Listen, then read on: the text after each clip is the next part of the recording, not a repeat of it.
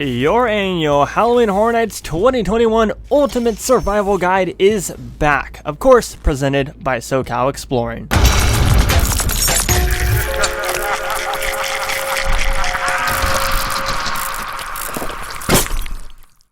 What's going on, everybody, and welcome back to SoCal Exploring. My name is Scott, and you're watching your stop for all things theme park and attraction related. It's that time of year, everybody. You heard it. It's time for the ultimate guide to Halloween Horror Nights 2021 at Universal Studios Hollywood. Before we get into that, though, make sure you're subscribed with those bell notifications on, and leave this video a like at the end. It really does help out the channel a whole lot. And if you're interested in purchasing any SoCal Exploring merchandise, I'll leave that link down below in the description as well. But that's right, everybody. I'm here to explain to you guys the best and easiest way to get everything done at HHN this year. And like I said, I do this every single year, so what I'm going to do is I'm going to break it down on like what you want to see. There's going to be parts where I talk about if you want to prioritize a certain experience, and there's going to be parts where I just talk about it in a general experience, trying to get everything done that the event has to offer this year. I will be at opening night, which is September 9th. A shout out to Universal Hollywood once again for inviting us out. As always, you guys rock. If you guys see me, there's a picture of me, you want to come up and say hi and say, I watch the videos. I love talking to you guys. I love chatting it up about theme parks and whatnot. It's always such a cool experience. But yeah, opening night, I can't wait. There will be a full vlog also posted on this channel. Now this year is going to be a little bit different because there are returning mazes. So for returning HHN fans, it's going to be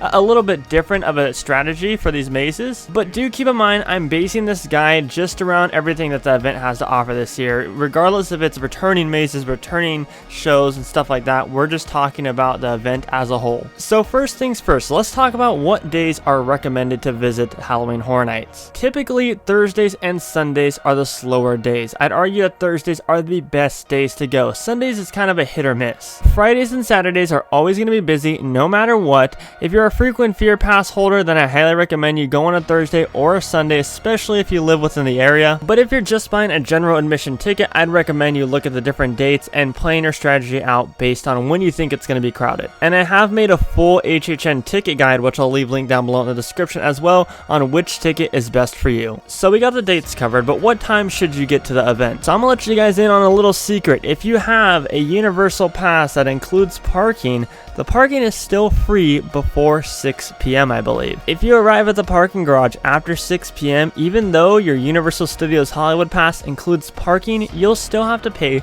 the Halloween Horror Nights fee of like $25 or $28. So if you're a pass holder that has parking included, I highly recommend getting there before 6. But you also have an advantage to getting there before 6 aside from just the parking. Every year the event has something called early entry, and for you Orlando folks, it may sound a little something like Stay and Scream. The only difference is you don't have to pay for early entry. It's included in every single general admission ticket. Now there are some third-party tickets, like if you get it through AAA or through a separate company, that may not include early entry, but if you buy it through the official Universal website, it will include early entry. Now what is early entry, you may ask? Well, early entry is they let you into the event at 6 p.m. The event usually kicks off at 7 p.m., but some mazes open up at 6 o'clock. And as the nights progress, usually it gets a little bit earlier. It'll get all the way as early as 5:15 that they'll let you into the park with a general admission HHN ticket. But like I said, select mazes are open. Usually it's about 15 minutes after early entry starts. So if you wanted to kick things off at the lower lot and get those mazes done, if they're open during early entry, I'd highly recommend that. Because then as the 7 o'clock crowd is walking all the way down to do all the mazes at the bottom, you're already walking up and you're going to go enjoy the short wait times in the upper lot. So I cannot recommend it enough. Take advantage of early entry because it'll make it to where you save so much time while also doing more stuff than you anticipated. I'm going to give a quick recap of everything that HHN is offering this year if you guys haven't been following along with all the updates. So for haunted houses, or mazes as us fans like to call them, we have the Haunting of Hill House, the Curse of Pandora's Box, Halloween 4, The Return of Michael Myers, Universal Monsters, The Bride of Frankenstein Lives, Terror Tram, The Ultimate Purge, Texas Chainsaw Massacre, and of course, The Exorcist. There are a total of 3 scare zones which are located in the upper lot, and also there is one show, The Jabberwockies, which have been back many years now in a row at Halloween Horror Nights, and that's going to be located directly across the entrance to the Wizarding World of Harry Potter at the Special Effects Stage show. Oh, one thing I wanted to mention to you guys, the Wizarding World of Harry Potter will be opening during Halloween Horror Nights. They never do that for Hollywood, so it's really cool that they're doing it this year, and I guess you could say that adds to the value of the tickets since they don't do it in years prior. But even though they are charging the same price for tickets for a watered down event, quote unquote, at least they're giving us the Wizarding World of Harry Potter, so we can enjoy butterbeer during HHN. Alright everybody, but let's talk about how to get everything done in the most efficient and fastest way possible, so you have time to do, reruns through the mazes that you enjoyed the most. We already talked about early entry and how I highly recommend you take advantage of that, going to the lower lot mazes first. But say you're showing up at 7 o'clock because you can't get there earlier, how are you going to do all the mazes? Well, if you have a certain priority on which maze that you want to see the most, well, I recommend that you go to that one first. Without a doubt, you should go to that one first. But if you're kind of just going to the event and you want to get everything done, as myself does every night that I go, then there are a few steps to follow. First and foremost, scout out the map and know where all the mazes are. Watch a couple update videos, like I've put plenty out and talking about where all the mazes are going to be located at.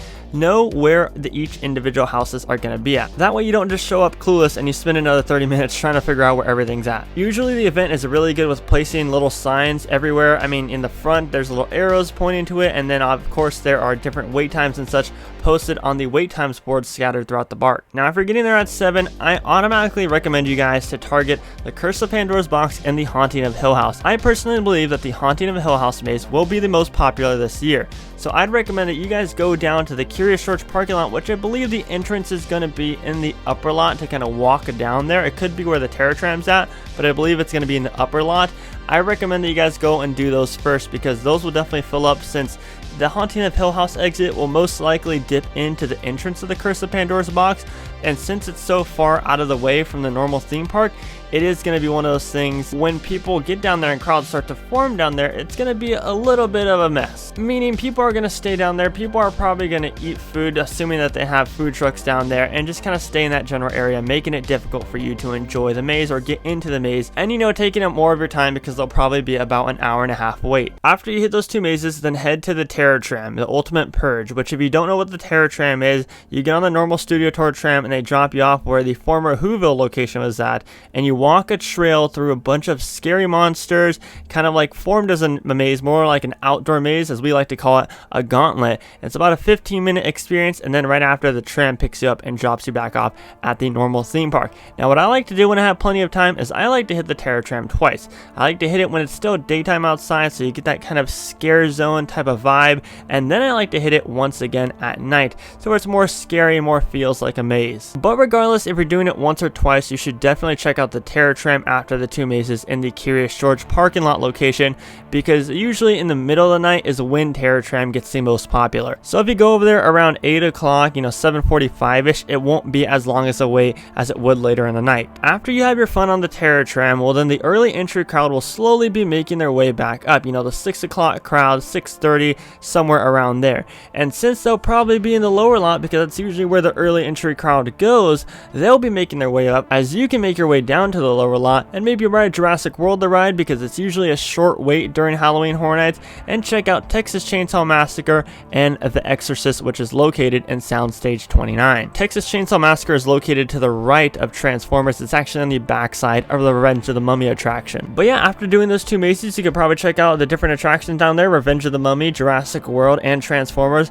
All the wait times during Halloween Horror Nights are always very low, so definitely take advantage of that, especially if you don't visit the normal theme park on a weekly basis like some of us do. After you get done in the lower lot, well, there's 3 more attractions that you need to target. There's the Walking Dead attraction, which could be saved to the end unless you've never walked through it. There's Halloween 4, which some fans have seen before, but the brand new one is Universal Monsters: The Bride of Frankenstein Lives, which honestly I think will probably be the best maze. I know I said Hill House is probably going to be the most popular maze, but I think that Universal Monsters: The Bride of Frankenstein Lives will be the best maze that Halloween Horror Nights 2021 Hollywood has to offer this year. So right off the bat, hit that one after you do the lower lot stuff, and then you can kind of pick and choose whether you want to do Walking Dead or Halloween 4. The Walking Dead is a little bit closer, but like I said, I'm leaving that up to you. And keep in mind, in no way am I saying this is the best way to do it. I'm just saying from experience, I've always had success with doing this kind of game plan, if you will. There really is no plan with scare zones, because the 2 scare zones out of the 3 are going to be in the front entrance to the park, so regardless, you're going to be walking through them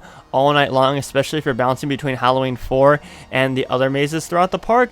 And then the other scare zone, which is the third scare zone, actually starts off right after Universal Monsters The Bride of Frankenstein Lives, so regardless, you'll be dumped right into it and you'll get to experience all 3 scare zones without having to put together a game plan. Now, there is one more thing that I'm forgetting, which is the Jabberwocky show. Now, if you guys watch the channel, you know I'm not the biggest fan of the Jabberwocky since we've seen it every single year. I wish we got Bill and Ted back. Unfortunately, we won't, but I wish we got some kind of other themed Halloween show. If that is a priority for you guys, look at the show times, find somewhere to squeeze it in to the game plan that you already have and that you've already put aside. Or if you're following along with my game plan, then you should have plenty of time after you do everything to enjoy the Jabberwocky show. Now, even though I love the event, I typically don't like to stay, 6 to 2 in the morning. I like to leave like around 11. So that's why I always do this game plan, because it's the most efficient for me and I'm not leaving extremely tired driving home. But like I said in the beginning, in no way am I saying it's the best. I'm just saying if you guys want tips and tricks, here they are. Here's the ultimate guide to HHN 2021 at Universal Studios Hollywood. Hey everybody, if you enjoyed this video, subscribe with those bell notifications on and leave this video a like. It really does mean a lot and it helps the channel out a whole lot. I'm really pushing for 8,000 subscribers before the end of haunt season, and then of course we'll dive right into the Christmas content, because who doesn't love the holidays? But it's too early to talk about that. There's going to be plenty of Halloween videos coming out. I got plenty of haunts all lined up, ready to film, and it's going to be a great haunt season, guys. My name is Scott, and you have been watching SoCal Exploring. Positivity is key, and most importantly, remember to keep exploring. Peace out, everybody.